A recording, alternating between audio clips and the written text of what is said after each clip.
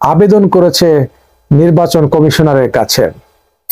এটি আওয়ামী লীগের একজন নেতা, তার হাতে দিয়ে এই বিষয়টা কিন্তু করা হচ্ছে, জমা হয়েছে, কিন্তু সেটা এখন পর্যন্ত মঞ্জুর করা হয়নি বা করেছে এরকম কোনো ফল প্রকাশ করেনি।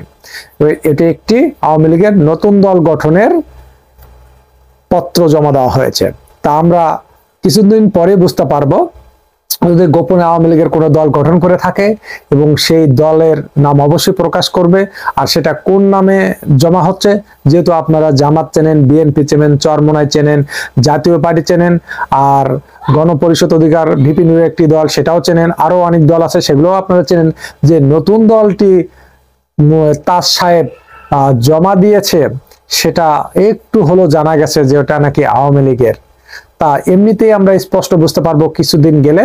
তা আপনারা এখন থেকে সিদ্ধান্ত নেবেন দেশটা কিভাবে ভালো থাকবে, দেশের জনগণ কিভাবে ভালো থাকবে, দেশের অর্থনৈতিক চালিকা শক্তি কিভাবে ডেভেলপ হবে, এসব আপনাদের হাতে। তাই আপনারা সিদ্ধান্ত নেবেন কাকে ভোট দিবেন। আবারও দেখা হবে নতুন কোনো ভিডিওতে। আমি এমডি রিবেল হোসাইন, আল্লাহ হাফেজ।